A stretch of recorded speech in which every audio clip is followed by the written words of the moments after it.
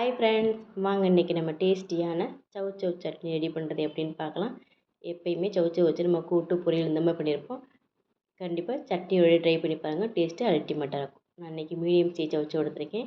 மேலோட துளியெல்லாம் remove பண்ணிவிட்டு cut பண்ணி வச்சுக்கலாம். ஒரு கடாயில் கொஞ்சமாக ஆயில் ஊற்றிக்கலாம். ஆயில் ஹீட் ஆனதுக்கப்புறம் 1 டேபிள் ஸ்பூன் உளுந்து ஆட் பண்ணிக்கலாம்.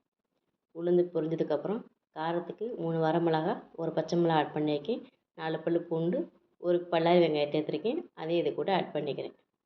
கூடவே ஒரு கொத்து கருவேப்பிலையும் போட்டுக்கலாம். இப்போ இந்த வெங்காயம் வதங்குறதுக்கு கொஞ்சம் உப்பு போட்டுக்கலாம், அப்போ தான் சீக்கிரம் வதங்கும். தக்காளி நிறைய எடுக்கலை, ஒரு வெங்காயத்துக்கு ஒரு தக்காளி போதுமானது. நான் மீடியம் சைஸ் தக்காளி கட் பண்ணி வச்சுருந்தேன். இப்போ அதையும் இது கூட ஆட் பண்ணிக்கிறேன்.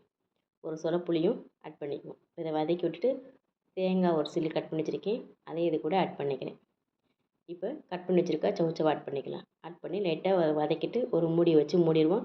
ஒரு 5 மினிட்ஸ் வரைக்கும் லோ ஃப்ளேம்லேயே இருக்கட்டும். அதுக்கப்புறம் இந்த காய்க்கு தெம்பு போட்டு கொத்தமல்லி தழை தூவி இறக்கி வச்சிடலாம். இப்போ ஒரு தாளிப்பு கொடுத்துடலாமா? ஒரு கடாயில் கொஞ்சமாக கடுகு உளுந்த பருப்பு, கருவேப்பிலை போட்டு அரைச்ச சட்னியில் ஊற்றிட வேண்டியதான். அவ்வளோதான் ஃப்ரெண்ட்ஸ். சவுச்சவ் சட்னி ரெடி. கண்டிப்பாக நீங்கள் விட ட்ரை பண்ணுங்கள். பாய், தேங்க்யூ.